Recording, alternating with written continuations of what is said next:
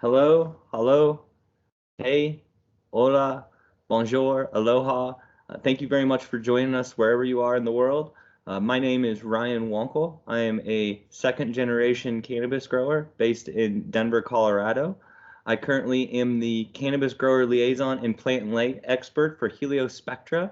I have ran multiple cannabis grow facilities throughout the Denver, Colorado area from 2009 to 2015, and during that time I've accumulated multiple High Times Cannabis Cup awards.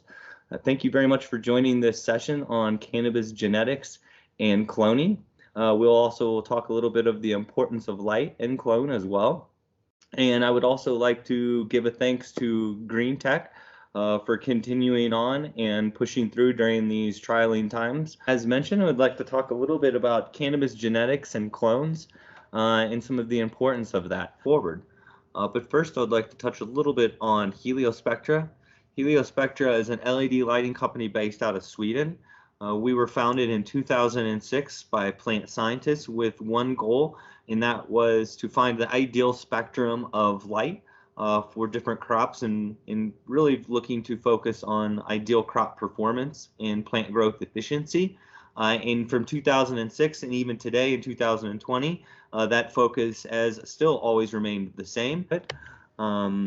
Cannabis, we do know is a very light hungry crop, but there are a series of stages of the life cycle of cannabis. For the most part, we are looking at a flowering plant, a flowering short day plant, and whether you're growing for actionable flower material or extractable secondary metabolite production, we are looking at really the flowering cannabis part. But sometimes some of the most overlooked is the aspect of the veg, and also how you're going to continue to bring a stable product to the market. Some operations early on, and we get asked constantly if they're starting from seed or clones, and depending on their model, it sometimes is practical for some operations to start out with the seed, but later on, once they start to develop a brand and a strain or a specific chemovar that has a specific chemical profile or specific ratios of THC to CBD, a lot of times the consumer will want that consistency in a product, and cloning allows us to bring that level of consistency to the table in your operations that allows the consumer or the patient to get a very consistent product. Now, how that cloning is done and the health of the clone and the health of the mother will determine typically how long those genetics will stay stable. And the less stress that's introduced to these crops, the more consistent in that of the growth that you're going to get out of it, the more consistent chemical profile, and more times than not, the more consistent yield that you're going to get out of the product. So although that some people might start from a seed, it's very typical that most people in the commercial cannabis industry for production are utilizing cloning for their operations. It's just a little touch, and I think that most people will know the differences, but whether you're growing an indica, a sativa, and nowadays you're just looking at hybrid sort of strains out there into the market. What is your target market? That's going to typically determine which route that you go, whether it's an indica, sativa, or a hybrid. A lot of the grow on commercial facilities we see tends to have a little bit of everything, although usually they will lead a little bit heavier towards maybe some indica or sativa, but usually based on their target demographic, which their customers, and how they're actually marketing and branding themselves as a company. So it is important to know the differences, between those, and when supplying your,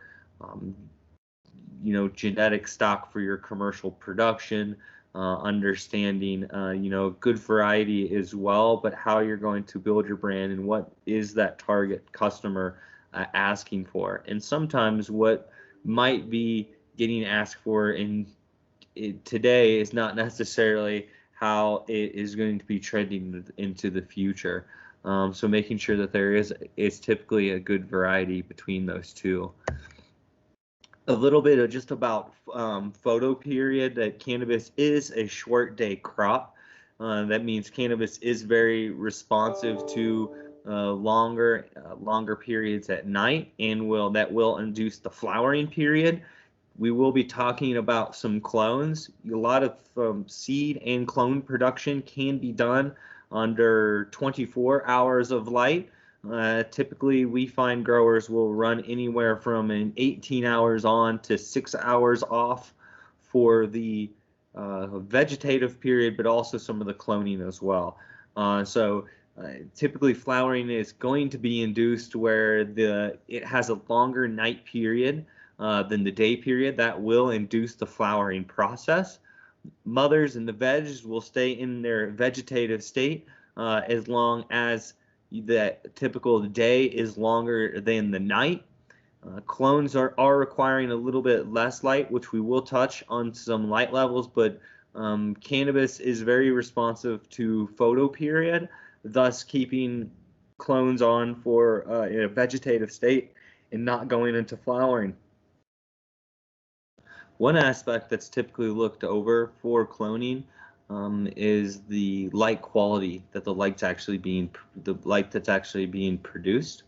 One aspect that you see, we do have some recommended PPFD levels to the right side of the slide. That is the aspect of light quantity to the actual crop, but we do find that there is an advantage of spectrum to the health of those clones.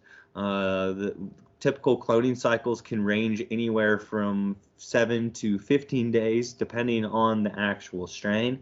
We find that having a light that has a slightly higher blue content within the spectrum produces a nice, robust clone, very healthy, green, very nice root growth and development. And also perfect for going into that already heavier blue light into the vegetative stage. For this particular project that I'm referencing, we did use a photo period of 18 hours on and 6 hours off. It's also common for some growers to do cloning under 24 hours of light on. Cloning is vital to any operation. Rooting typically happens anywhere between 7 to 14 days, which then moving to transplant. The healthier the clone is and the healthier the plant, that will minimize as much transplant shock as possible, which is very important. Having the right spectrum of light along with the right quantity will promote a very healthy plant that roots quickly. There's less stress. It also is ready to grow. Very rapid root growth will actually allow for the plant to respond and start to grow very rapidly. Benefits for plants and the growers. I mean, I think that we all know that a healthier plant is going to promote a healthier crop. So these plants are going to take off a lot quicker. They're going to be less susceptible to anything like bugs or mold pathogens.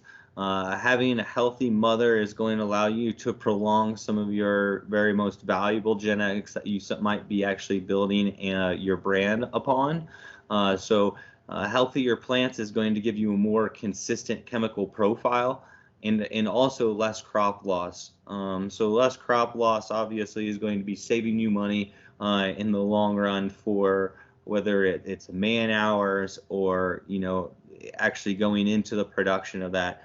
Having correct lighting levels along with the correct spectrum is going to give you a healthy start to your plant and a more peace of mind for a grower later on in crop production. Thank you very much for joining this session. If you have any questions about that project, about cannabis cloning or anything else, please feel free to reach out to us, Heliospectra here at Greentech. So please just give us a search, We also do have a pretty awesome contest that is allowing you to get some free consultative services, whether it's some light planning, a DLI analysis, some growing consulting. Feel free to reach out with us and check out and see how you can win that free consultative services. Thank you so much for joining us, and we will be talking to you soon. Cheers.